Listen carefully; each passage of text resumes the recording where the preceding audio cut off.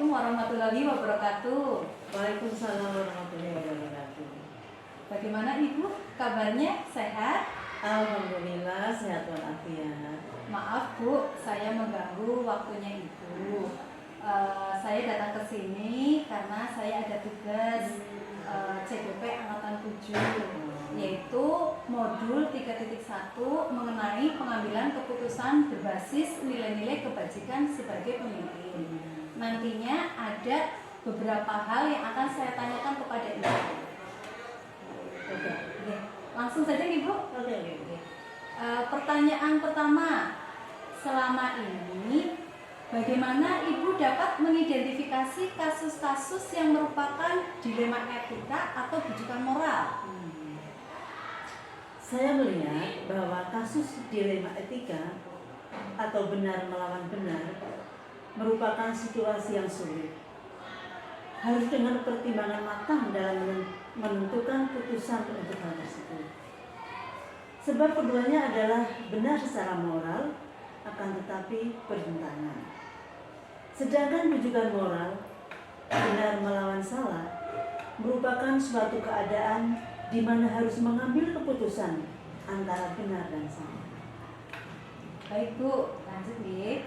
Selama ini bagaimana Ibu menjalankan pengambilan keputusan di sekolah Ibu? Setelah ini nih Bu, terutama untuk kasus-kasus di mana ada dua kepentingan yang sama-sama benar atau sama-sama mengandung nilai kebajikan. Sebelum keputusan diambil dalam kasus dilema etika, hendaknya harus melakukan tahapan seperti mencari fakta, melihat siapa saja yang terlibat, menganalisis benar salah, membuat berbagai alternatif solusi, membuat sebuah keputusan, dan akhirnya merefleksinya. Baik, langkah-langkah atau prosedur seperti apa yang biasa Ibu lakukan selama ini?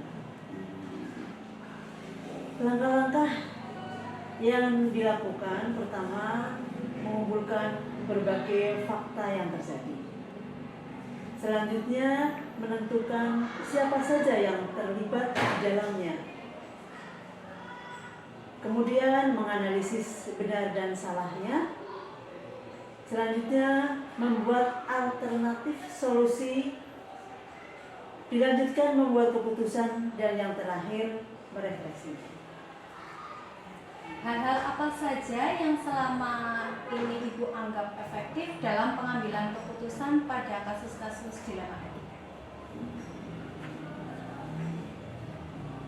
Hal-hal yang baik dalam mengambil keputusan untuk kasus dilema etika adalah dengan mengkaji siapa saja yang terlibat dalam kasusnya, seberapa penting kasus dilema etika tersebut, dan yang tak kalah penting dalam penentuan pengambilan solusi. Baik Bu, lanjutnya. Hal-hal apa saja yang selama ini merupakan tantangan dalam pengambilan keputusan pada kasus-kasus dilema etika? Tantangannya ya Mbak ya? Iya. Tantangan dalam pengambilan keputusan dilema etika dalam kasus ini memiliki nilai kebenaran atau kepentingan yang sama, tetapi harus ada yang diprioritaskan. Selain itu juga memperhatikan dampaknya terhadap orang banyak dan harus mampu menghilangkan rasa ketidakberpihakan pada salah satunya. Baik Bu, apakah Ibu memiliki sebuah tata kala atau jadwal tertentu dalam sebuah penyelesaian kasus dilema etika? Apakah Ibu langsung menyelesaikan di tempat atau memiliki sebuah jadwal untuk menyelesaikannya? Bentuk atau prosedur seperti apa yang sudah Ibu laksanakan? Untuk memutuskan masalah yang ringan biasanya langsung dibahas atau diputuskan dalam waktu itu juga. Namun jika masalah itu terasa berat, maka akan ditetapkan melalui langkah-langkah yang sudah saya sebutkan tadi, Mbak. Baik, adakah seseorang atau faktor-faktor apa yang selama ini telah mempermudah atau membantu Ibu dalam pengambilan keputusan pada kasus-kasus dilema etik? Hal-hal yang mendukung dalam pengambilan keputusan dilema etika adalah sikap peduli dan terbuka serta lapang dada dalam menerima sebuah keputusan. Baik Ibu, pertanyaan terakhir. Dari semua hal yang telah disampaikan, pembelajaran apa yang dapat Ibu petik dari pengalaman Ibu mengambil keputusan dilema etika? Pelajaran yang diambil dari kasus dilema etika yaitu perlu bagi seseorang untuk melakukan telaah terhadap sebuah kasus, mempertimbangkan secara matang, memahami tidak ada yang kalah maupun menang demi kepentingan bersama. Kedua belah pihak harus siap menerima, menghargai, menghormati, dan melaksanakan keputusan. Baik Bu, terima kasih. Saya sudah mendapatkan ilmu dari Ibu. Semoga kedepannya saya bisa mengimplementasikan juga agar sekolah kita maju. Ibu, terima kasih atas waktunya. Semoga Ibu sukses, Amin ya Allah. sehat yang utama. Amin, amin, amin. Terima kasih. Wabillahi taufiq wal hidayah. Wassalamualaikum warahmatullahi wabarakatuh.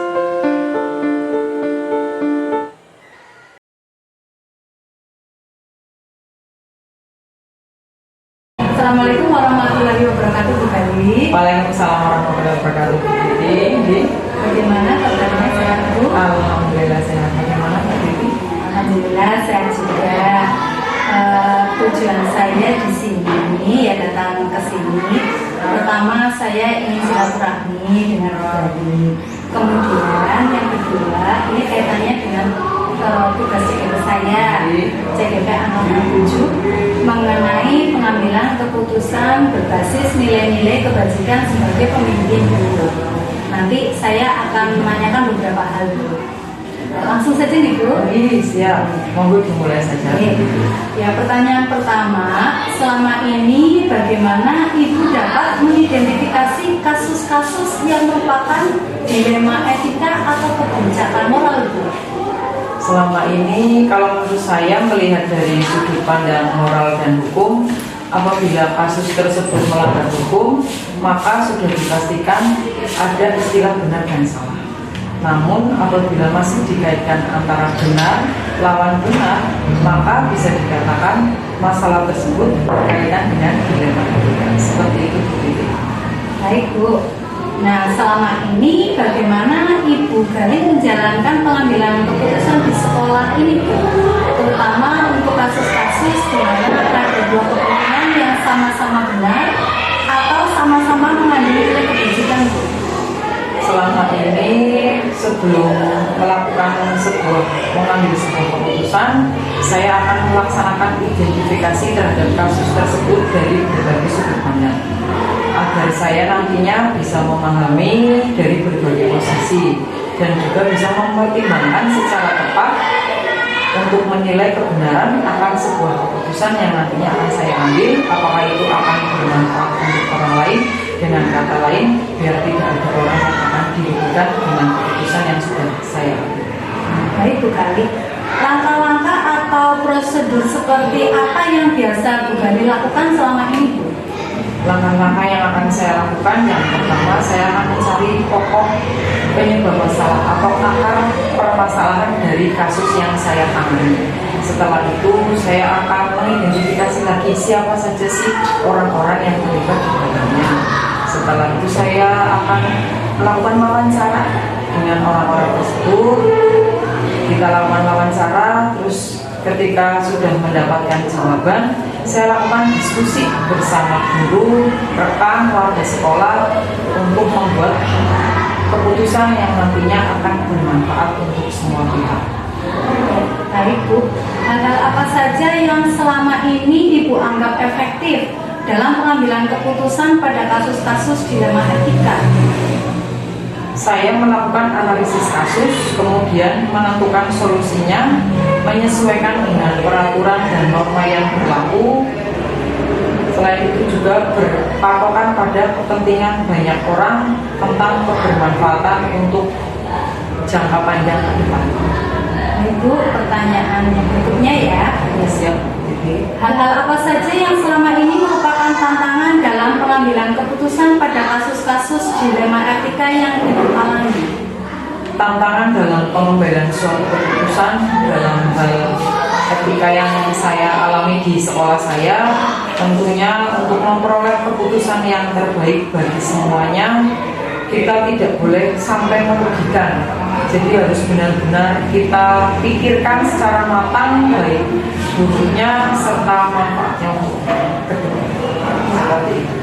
Baik Bu, apakah Ibu memiliki jadwal tertentu dalam sebuah penyelesaian kasus dilema etika ini? Apakah Ibu langsung menyelesaikan di tempat atau memiliki sebuah jadwal untuk menyelesaikannya? Bentuk atau prosedur seperti apa yang Ibu jalankan? Untuk memutuskan suatu masalah itu kita pilih dulu masalah itu tergolong masalah ringan atau masalah berat. Kalau memang masalah ringan bisa langsung kita bahas bersama, mungkin dengan melibatkan dewan guru dalam waktu itu juga. Tapi jika itu tadi seperti yang di nomor 3 tadi, yang pertanyaan dari Bu itu tadi, kalau memang masalah itu berat, kita harus lakukan identifikasi, kita libatkan berbagai pihak agar nanti apa yang kita putuskan tidak merugikan. Seperti itu. Ya, terima kasih.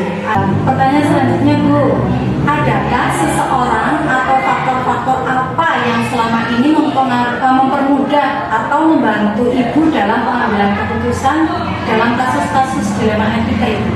Dalam mengambil keputusan di sekolah, walaupun sudah saya konsultasikan, misalnya sudah saya bahas bersama dengan rekan guru, tapi saya juga selalu melibatkan keterlibatan dari pengawas sekolah. Menurut saya, apapun nanti yang akan saya putuskan akan berdampak untuk kedepannya, jadi harus memang saya pertimbangkan matang, selalu saya melibatkan pertimbangan dari komite sekolah maupun pengawas sekolah. Baik Bu, dari semua hal yang telah disampaikan, pembelajaran apa yang Ibu petik dari pengambilan Ibu mengambil keputusan dilema etika? Pelajaran yang saya ambil itu adalah agar saya lebih bijaksana untuk menyikapi setiap permasalahan.